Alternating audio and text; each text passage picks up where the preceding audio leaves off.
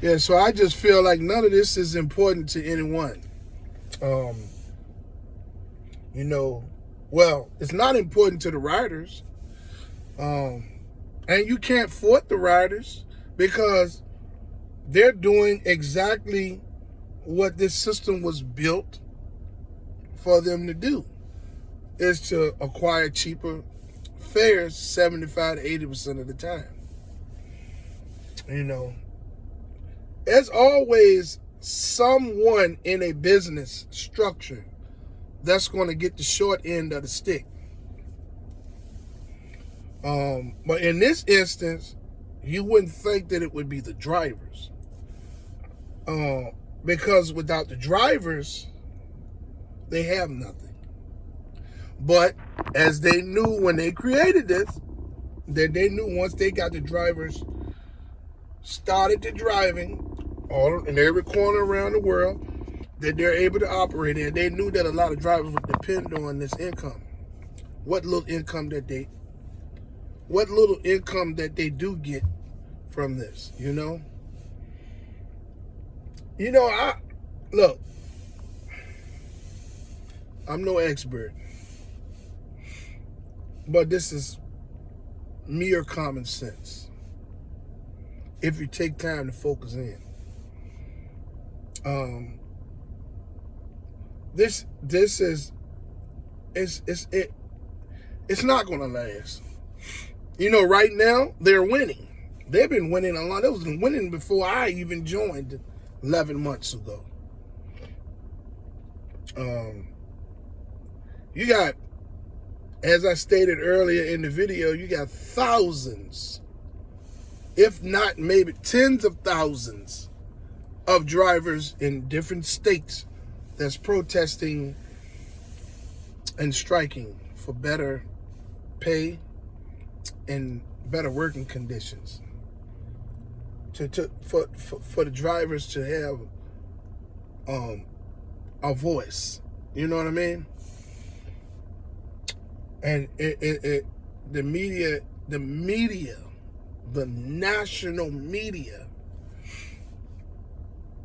is muting these strikes and protests. And the biggest thing of them all is that the riders don't support the strike with the drivers for Lyft and Uber. And these computer algorithms on Lyft and Uber, they knew this. Okay, if the drivers strike, hey, the riders are not going to turn their back on us because we're giving them cheaper rides 75 to 80% of the time. People, we shouldn't allow each other to be used just to pad corporate America's financial pockets. Everybody's out here to try to make it. You all don't know how hard it is to come out here and drive 10 to 12 hours a day and be able to make $200.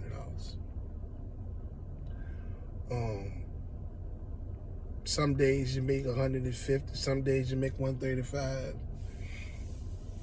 Some days you might get to 200.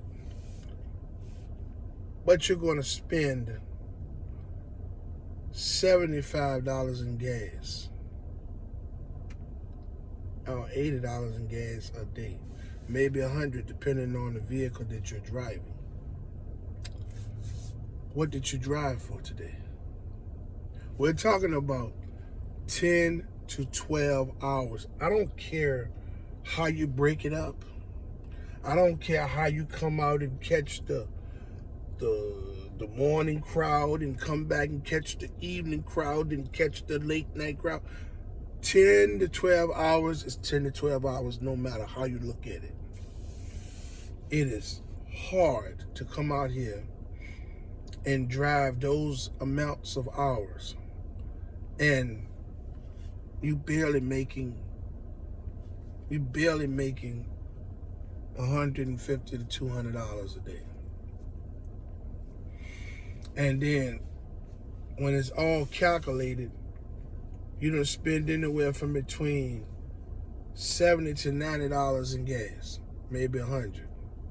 What did you work for? Who are you actually benefiting?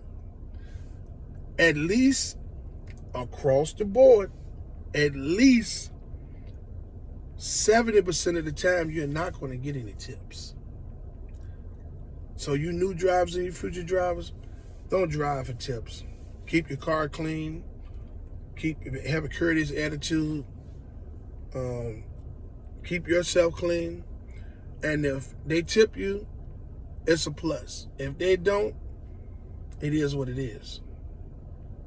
You know, the reason these people use these services is for the cheaper fares. So very, very, very seldom will you be tipped.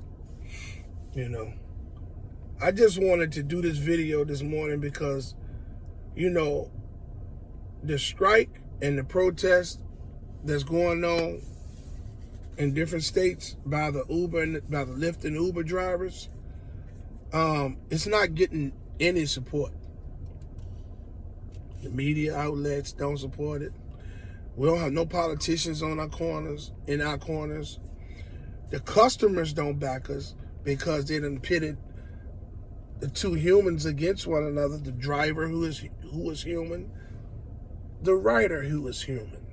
The driver needs this platform to make money. The rider needs this platform to get back and forth where they need to go as a result of not having a vehicle at the cheapest rate that they can get it. And these platforms provide that to you 75% of the time. But at the same time, the drivers are being neglected tremendously as a result of your cheaper fares. The cheaper fares that you're utilizing. So, hey man, you know, I want to just say, I just wanted y'all to understand where I was coming from. What I wanted to explain to you all why the riders don't support the drivers in their striking effort and protesting efforts. I hope I did pretty good with my explanation. To you new drivers and your future drivers,